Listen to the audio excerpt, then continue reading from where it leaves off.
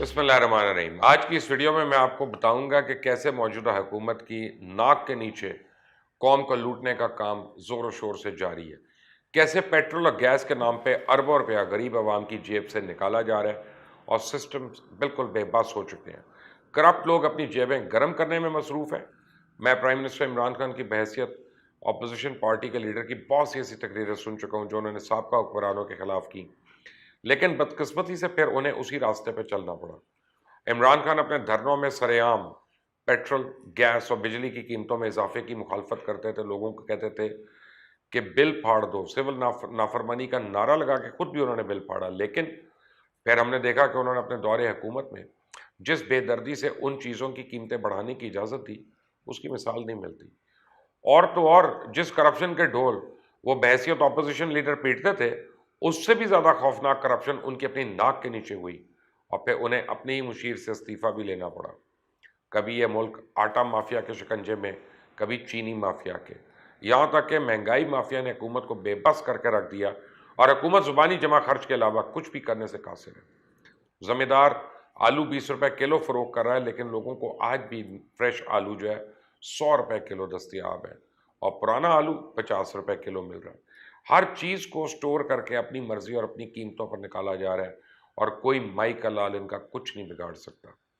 Prime minister نے 3 مہینے پہلے قوم کو یہ بتانا شروع کر دیا کہ اس دفعہ گیس کی کمی کا سامنا کرنا پڑے گا، لیکن اپنے مشیروں سے یہ نہیں پوچھا انہوں نے کہ اس گیس کے بحران کو ختم کرنے کے لیے انہوں نے کیا اقدامات کیے ہیں۔ اور پھر پوری قوم کے سامنے آتا ہے کہ حکومت نے سردیوں کی گیس کی کمی کو پورا کرنے کے لیے LNG کا آرڈر ہی نہیں پلیس کیا۔ سارا زور سیاسی پوائنٹ سکورنگ پہ مرکوز ہے کہ قطر سے مہنگی گیس لے لی۔ کیا آپ کو پتا ہے کہ ملک کی ضروریات کا صرف 10% قطر سے منگوایا جا رہا ہے؟ یہاں تک کہ ہم نے وزیر اعظم کے اپنے منہ سے سنا کہ سارے سودے تو سابق حکومت کر کے چلی گئی، ہم کیا کریں؟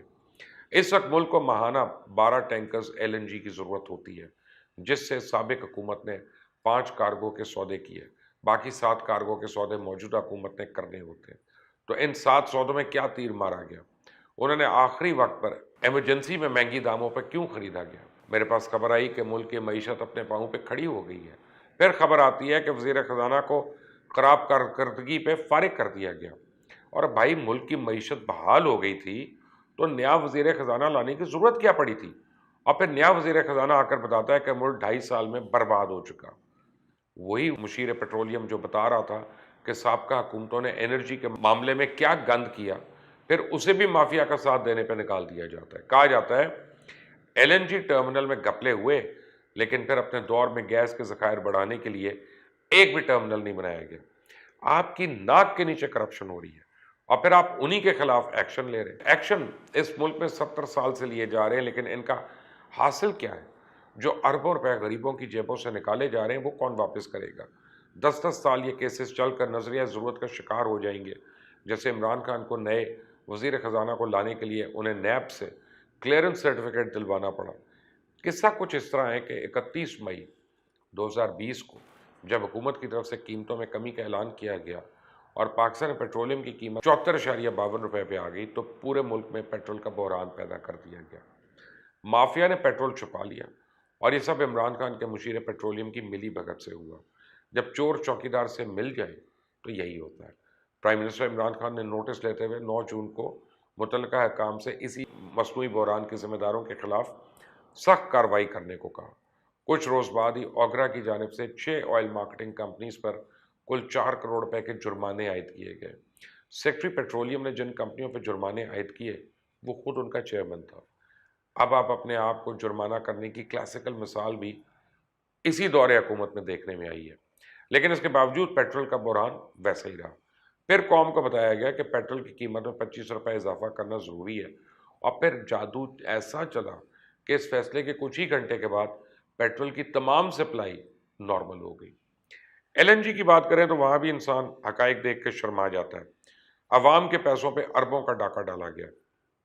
LNG سپلائیز کو اضافی ادائیگیاں کر دی جاتی ہیں، وقت پر LNG کا آرڈر نہیں دیا جاتا اور پھر جب شارٹیج ہوتی ہے تو ایمرجنسی میں مہنگی LNG خریدی جاتی ہے۔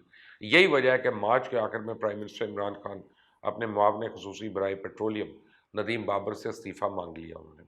اس کے علاوہ سیکٹری پیٹرولیم کو بھی عہدے سے ہٹانے یا تبادلہ کرنے کی سفارش کی گئی، اور LNG سپلائرز کو جو اضافی ادائیگیاں ہوئی تھیں اس کی ذمہ داری PLL کے سابق MD اور CFO پر ڈالی گئی۔ انکوائری رپورٹ میں پتہ چلا کہ LNG سپلائرز کو $2.75 کروڑ کی اضافی ادائیگی کی گئی تھی، اس کی ذمہ داری managing director Adnan Gilani and chief financial officer Nadeem پر ڈالتے ہوئے انہیں OSD بنا دیا گیا، کیونکہ یہ دونوں LNG درآمدات دیکھتے تھے، اور ان کے علاوہ دونوں حضرات کو سنگاپور کی گانونا اور اٹلی کی ENI کو دیگر LNG سپلائز پر ترجیح دینے کا ذمہ دار ٹھہرایا گیا، کیونکہ زائد ادائیگی میں $2,23,83,400 تھے۔ اب گنور اور ENI کو ادا کیے گئے تھے جو ٹوٹل ایکسٹرا پیمنٹس کا 80% بنتا۔ نیب اور FIA دونوں نے ان عہدیداروں کے خلاف کارروائی کی سفارش بھی کی، جبکہ عدنان گیلانی کا کہنا ہے کہ میں خود اس معاملے سے میں نے تو پردہ اٹھایا، اور وزارت پیٹرولیم ہمیشہ کی طرح اپنی نااہلی دوسروں پر ڈال رہی ہے۔ مجھ سے MD PLL کے عہدے سے اگست 2019 میں استعفیٰ لے لیا، اور اکتوبر 2020 تک کی اضافی ادائیگی کی اپنی ذمہ داری بھی مجھ پر ڈال دی۔ یہ تمام تفصیلات وہ ہیں جو 31 صفحات پر مشتمل انکوائری رپورٹ میں سامنے آئی ہیں، جو کہ 4 رکنی کمیٹی نے senior joint secretary Sajid Mahmood Qazi کی سربراہی میں تیار کی۔ اب سوال یہ پیدا ہوتا ہے کہ ساجد محمود قاضی کون ہے؟ ساجد محمود قاضی PSO کے بورڈ میں ہے اور اس معاملے کو اچھی طرح سمجھتے ہیں۔ ان تمام فائنڈنگز پر کئی سوال اٹھتے ہیں۔ سب سے پہلا سوال تو یہ ہے کہ senior joint secretary Sajid Mahmood Qazi جو انویسٹیگیشن کمیٹی کی سربراہی کر رہے تھے، وہ خود بھی PSO کے بورڈ میں شامل ہے، تو یہ کیسے ہو سکتا ہے کہ 5 سال تک ایک بورڈ کے سامنے سب کچھ ہوتا رہا ہو؟ اس وقت تک تو ان کو اس معاملے کا پتہ نہیں چلا، لیکن کمیٹی بننے کے بعد وہ حقائق فٹافٹ سب کے سامنے لے آتے۔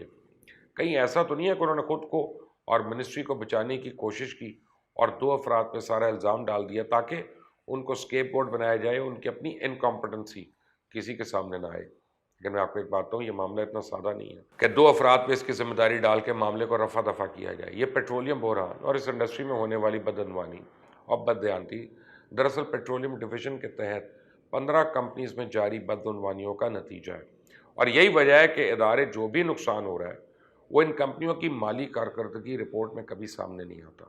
اور یہ بورڈ آف ڈائریکٹرز والا معاملہ یہ بہت ہی انٹرسٹنگ ہے۔ ان تمام نقصانات میں یہ بورڈ آف ڈائریکٹرز بھی ذمہ دار ہیں۔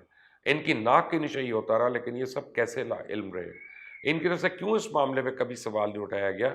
یہ بورڈ آف ڈائریکٹرز جن میں شامل ہر ایک ڈائریکٹر کو صرف میٹنگ کے لیے، چاہے وہ بورڈ میٹنگ ہو یا سب کمیٹی کی میٹنگ ہو، تقریباً $1,20,000 لے کے $4,00,000 تک ادا کیے جاتے ہیں، اور یہ رقم بلا امتیاز کو آپ بورڈ میٹنگ کی ہو یا سب کمیٹی کی میٹنگ کی سب ڈائریکٹرز کو دی جاتی ہے، اور ہر مہینے اسی طرح کی کم از کم 3 میٹنگز ہوتی ہیں، اور ایک مہینے میں پیٹرولیم ڈویژن کے ڈائریکٹرز تقریباً $1 کروڑ اپنے ساتھ اپنے گھر لے جاتے ہیں، اور یہ رقم ان کی معمول کی تنخواہیں اور مراد کے علاوہ ہے جو انہیں ملتی ہے، جبکہ ان کے پاس نہ تو فیلڈ سے ریلیٹڈ کوئی ٹیکنیکل ایجوکیشن ہے، نہ ہی کوئی ایکسپیرینس۔ ان کو اپوائنٹ کرنے کے لیے میرٹ صرف اور ذاتی پسند اور منظور نظر ہونا ضروری ہے۔ ان افراد کو نوازنے کے لیے عہدے دیے جاتے ہیں، جس کے بعد کو بہتر تو ہوتا نہیں بلکہ کمپنی کے کاروبار میں غیر ضروری مداخلت اور رکاوٹ ڈالی جاتی ہے، اور خود مالی فائدے اٹھائے جاتے ہیں، جبکہ ان کو آؤٹ آف میرٹ لگانے والے ان سے اپنی مرضی کے غلط کام بھی کرواتے ہیں، جس سے ان کی جیبیں تو گرم ہو جاتی ہیں لیکن ملک کو اربوں روپے کا نقصان ہو جاتا ہے۔ ساتھ ہی کنفلکٹ آف انٹرسٹ کی ایسی مثال ملتی ہے کہ اللہ کی پناہ، کہ ایک فرد جو کسی کمپنی کا کنٹرولر اور ریگولیٹر ہے وہی اس کمپنی کا چیئرمین بھی ہے، یعنی سیکرٹری پیٹرولیم جو ان کمپنیز کو ان کی نااہلی کی وجہ سے ان پہ جرمانہ لگا رہے ہیں، وہ خود ان کے چیئرمین ہیں، یعنی خود اپنے آپ کو جرمانہ کر رہے ہیں۔ اور یہ ہماری بدقسمتی ہے کہ یہاں ہر چیز کا غلط استعمال ہو رہا ہے، یہاں بیوروکریسی کام کرنے کو تیار نہیں، نیب بعد میں انہیں تنگ کرے گی، جبکہ جو کام ہو رہے ہیں وہ اسی طرح کا کام کر رہے ہیں کہ ان کے کرتوت دیکھ کے پوری قوم کا سر جو ہے شرم سے جھک جائے۔ ہم بحیثیت قوم ایک دلدل میں پھنستے جا رہے ہیں، اور اس ملک کو لوٹنے والے اپنے اور اپنے بچوں کی بیرون ملک نیشنلٹیز لے کر بھاگنے کے تیار بیٹھے ہیں، جبکہ نتائج اس ملک کی غریب عوام بھگت رہی ہے، جنہیں 2 وقت کی روٹی کا بندوبست کرنے سے بھی زیادہ کی سوچ نہیں۔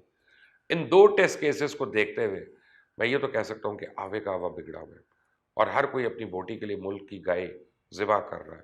صرف مشیر پیٹرولیم کو گھر بھیجنے سے سب ٹھیک ہو جائے گا؟ نہیں، وہ تو پیسے بنا کر چلے گئے، بلکہ خوش ہوں گے کہ جو ڈاکوؤں کا احتساب کرنے آیا تھا اس کے ناک کے نیچے ڈاکہ ڈال دیا گیا. کیا ان سے استعفیٰ مانگنے کی بجائے انہیں ہتھکڑیاں نہیں لگانی چاہیے تھی؟ کیا یہاں ضرورت نہیں کہ ذمہ داران کو عبرت کا نشانہ بنایا جائے تاکہ باقی لوگ ان کو دیکھ کے خوف کھائیں اور ملک کو نقصان پہنچانے کا سوچ بھی نہ سکیں؟ اگر ایسا نہیں ہوگا تو ان گدوں کو قوم کی بوٹیاں نوچنے سے کوئی نہیں روک سکتا، اور یہ سلسلہ پھر اسی طرح جاری رہے گا. عمران خان کو بھی چاہیے کہ رونا دھونا چھوڑیں، پوائنٹ سکورنگ چھوڑیں، اپوزیشن کی بے عزتی کرنا چھوڑیں، حقیقت میں ان کاموں پہ زور ڈالیں جو اس ملک کی ضرورت ہے. اگر آپ اس سے ایگری کرتے ہیں تو اسے شیئر کریے گا. انٹل دی نیکسٹ ٹائم، اللہ حافظ.